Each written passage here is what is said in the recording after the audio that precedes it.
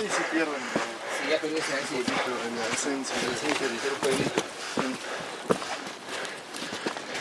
Pero no también dice comercio, restaurantes, hoteles. Sí. Nada más. Y el hotel adentro, hay un hotel acá, ¿no? Claro, donde nos Estamos dirigiéndonos a Machu Picchu conmigo nos hemos encontrado. desde Waynapicchu. Ahí, ese es el hotel, el Santo, el único hotel.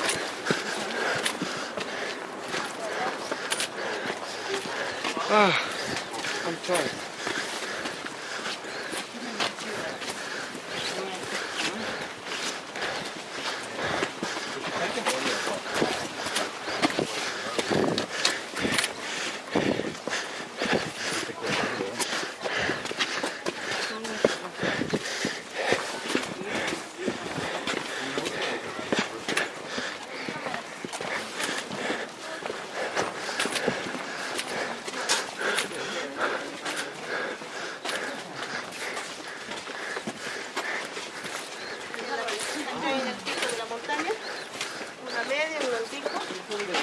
En la casa del guardia, de la mujer, pero todos estamos en No fuman, se van a morir.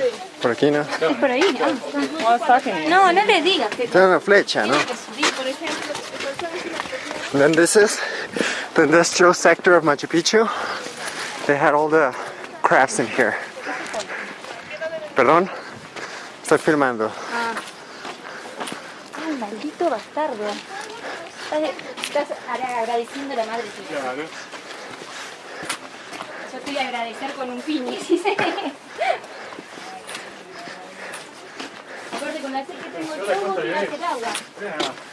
Me sube la costa de vista.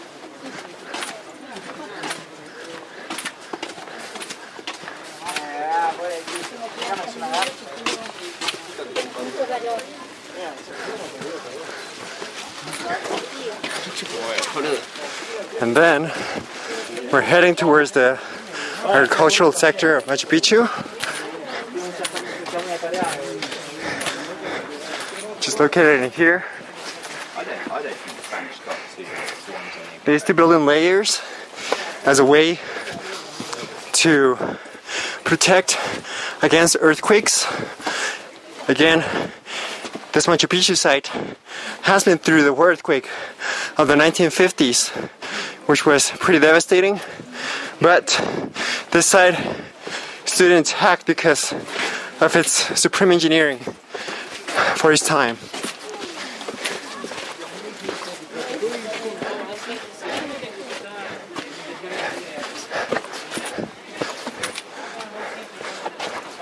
So these are the gardens and the agricultural sector of Machu Picchu. And here you can see the temple of the through windows. Then you can see the gardens.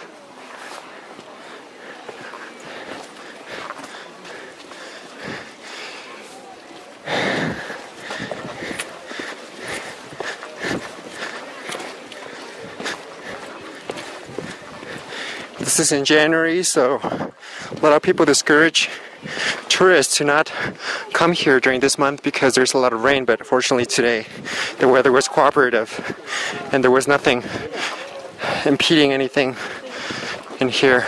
The hike all the way to Waynapicchu was pretty good and the pictures came out amazing.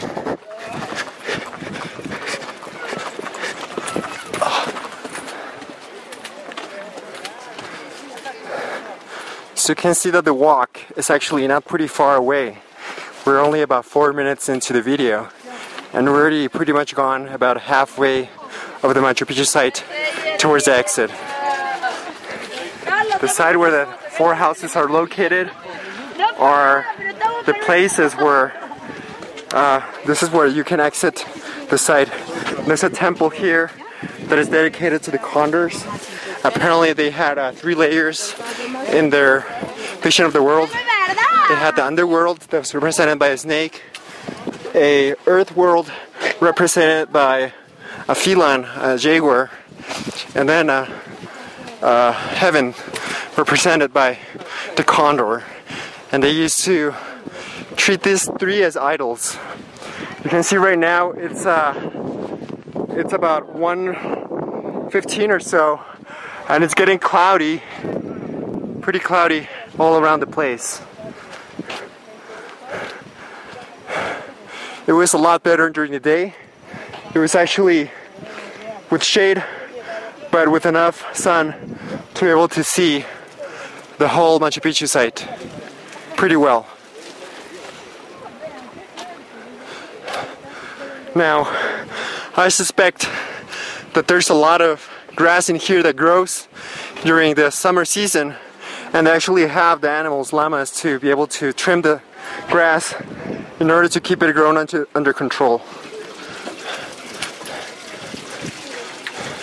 You can see here a fountain that has been working since the old days, and it hasn't stopped running for a while.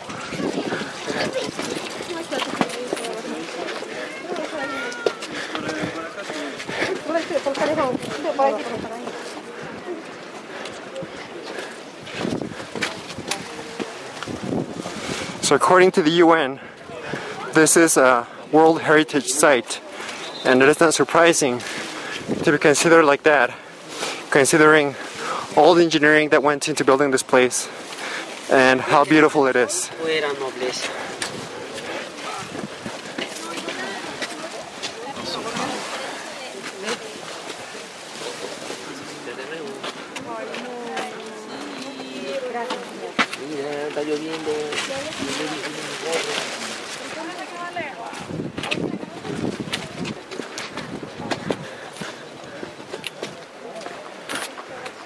So as I mentioned, a lot of llamas, and they're pretty popular with the tourists in here. They like to take pictures with them. They actually charge a little bit of money if you go out and try to get that. You can see that the camera is a little bit blurry because there's a water particle that got into it. So I'm gonna need to clean the camera lens once I get out. And you can see the layers upon layers and layers of gardens that they have here. Again, this is earthquake resistant by the way that they're built. And all these rocks actually, archaeologists suspect that actually were existing already in here.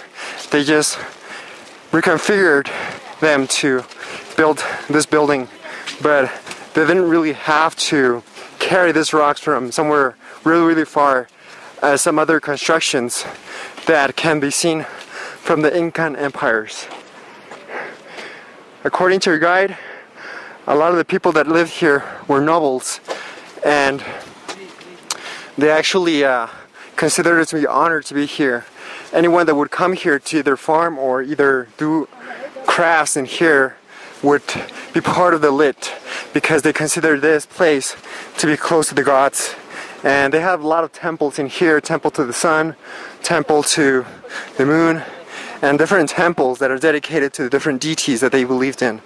Part of the reason why they have so many idols is because the way that the Incan Empire was built on is that instead of conquering a lot of different countries or civilizations, their strategy was actually to unite with them. And in doing so, they had to accept the other gods from the different civilizations. So there's some people that believed in the moon, some people who believed in the god, the sun.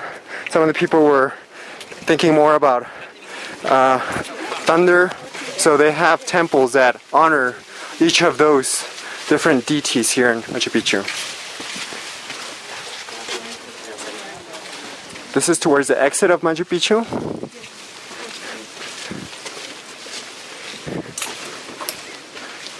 And you can see now that it's actually starting to rain pretty bad. I'm gonna have to put a rain fly pretty soon, but yeah, it's getting bad. A lot of tourists are returning because it was sparkling a little bit earlier, but now it is raining. But I came here at around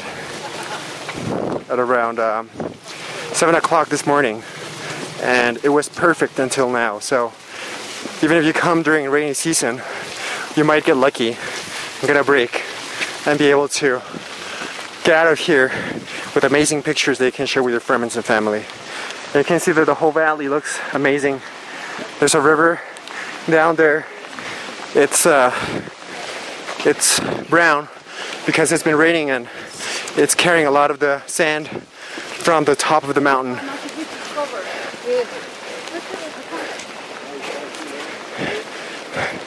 You can actually see that there's a train as well. That's the Peru Rail, which is the transportation method that you can use to get here. The other method is the Camino Inca, which you have to do in about 4 days and 3 nights, and it is a heck of a walk. Alright, we're about at the exit of this place.